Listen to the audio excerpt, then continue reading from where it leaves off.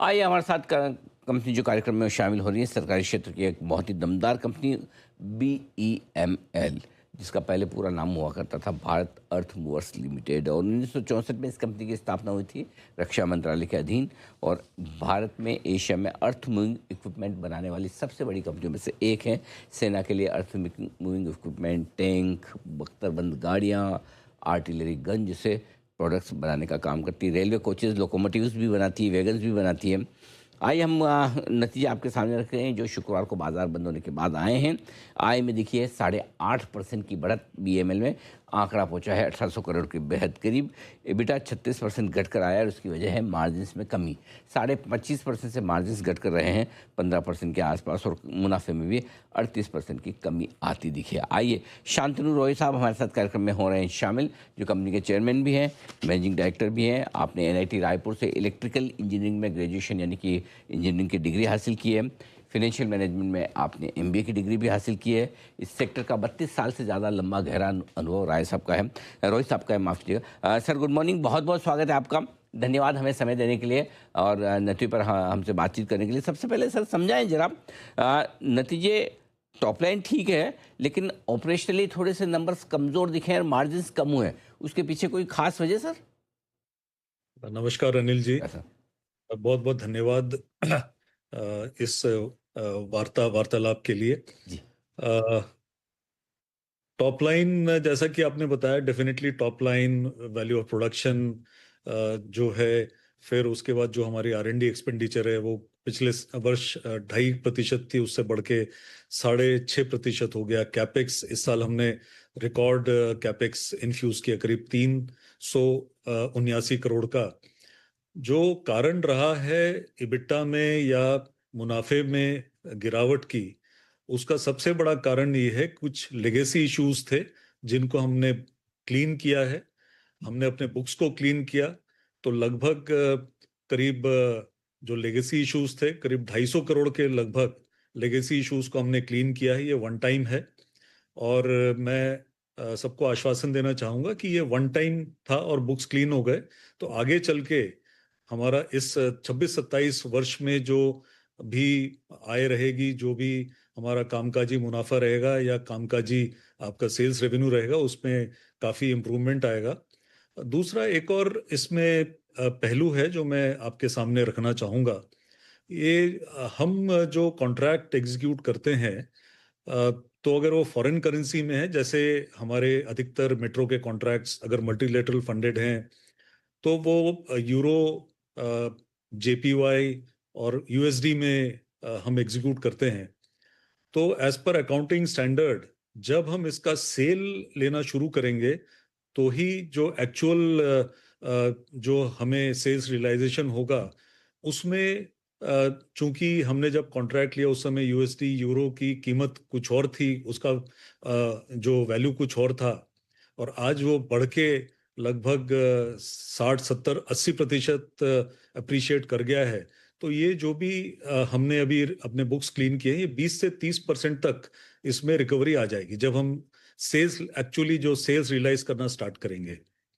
तो ये कोई बहुत चिंता का विषय नहीं है। ये तो ये जो है, ये स्टेप हमें लेना था, कभी तो लेना था, और इस वर्ष हमने लिया इसको। उसके बावजूद जो हमारा जो मुनाफा है, PBT जो है लगभग 200 करोड़ के आसपास, अगर ये वन टाइम लेगेसी इश्यूज नहीं आते तो हम पिछले साल को जो है एक्सीड कर जाते, even in terms of PBT, in terms of EBITDA, in terms of PAT।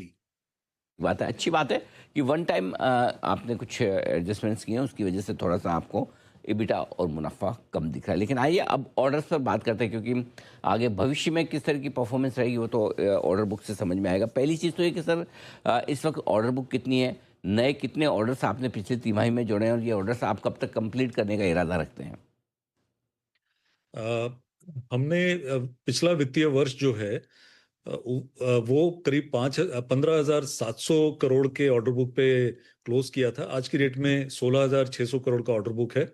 अभी पिछले 2 महीने में ऑर्डर इनफ्लो लगभग 1,000 करोड़ के आसपास का रहा है, जो कि पूरा ही डिफेंस सेक्टर से, जो कि आधा डिफेंस सेक्टर से आधा एक्सपोर्ट से आया है। और जो पिछला वित्तीय वर्ष था उसके अंदर में टोटल जो ऑर्डर इनफ्लो रहा हमारा 5,444 करोड़ का ऑर्डर इनफ्लो था।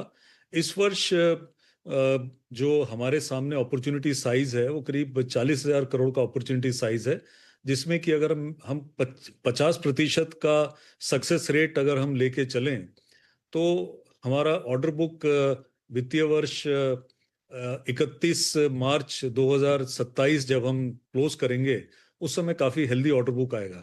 जो करंट ऑर्डर बुक है हमारा उसमें 65% रेल एंड मेट्रो से है, 25% डिफेंस से है और 4% माइनिंग कंस्ट्रक्शन वर्टिकल से है। और सबसे अच्छी बात यह है कि बड़ी खुशी की बात है कि 6% लगभग $108 मिलियन हमारे पास जो आज ऑर्डर बुक है वो एक्सपोर्ट से है। और एक्सपोर्ट हम जितना अपना बढ़ाएंगे उतना ही कंपनी का टॉप लाइन और बॉटम लाइन पे उस पर पॉजिटिव इम्पैक्ट आएगा। बात है, तो ये आपने ऑर्डर बुक की विस्तार से जानकारी दी भी है। अब आइए सर, ज़्यादा कहाँ से आपको ऑर्डर्स मिलने के संकेत आ रहे हैं, किस वर्टिकल से आपको ज़्यादा मजबूती दिख रही है? अगेन जो 26-27 में जो ऑर्डर आने की संभावना है सबसे ज्यादा वो करीब 65 से 70% रेल मेट्रो सेक्टर से आने की संभावना है। कई सारे मेट्रो प्रोजेक्ट इस साल में ऑर्डरिंग कंप्लीशन होना चाहिए। उस समय उम्मीद है कि हमारा ऑर्डर बुक में काफी बढ़ोतरी होगी। दूसरा जो इसके पीछे चल रहा है वो करीब 20% मुझे उम्मीद है कि ये आएगा डिफेंस एरोस्पेस वर्टिकल से। और तीसरा जो है again 5% mining construction, further 5% international business export. So export से मुझे उम्मीद है कि जो ऑर्डर बुक हम क्लोज करेंगे 2026-27 का जब हम वित्तीय वर्ष क्लोज करेंगे तो एक्सपोर्ट जो है कम से कम 10% का ऑर्डर बुक पे हम पहुंच जाएंगे। और बहुत तेजी से इस दिशा में काम हो रहा है, ना ही सिर्फ माइनिंग कंस्ट्रक्शन वर्टिकल में बट बाकी क्षेत्रों में भी, डिफेंस में एवं रोलिंग स्टॉक, रेलवे और मेट्रो दोनों के क्षेत्र में हम लोग काम कर रहे हैं एक्सपोर्ट्स के लिए भी। और उम्मीद है कि इस वर्ष 26-27 में कुछ अच्छे एक्सपोर्ट के ऑर्डर आना चाहिए बीएमएल को।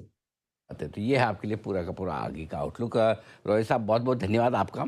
आपने समय दिया, विस्तार से नतीजों पर बातचीत की और आगे का डायरेक्शन हमारे दर्शकों के सामने रखा है। Thank you so much sir. जल्द आपसे फिर मुलाकात होगी।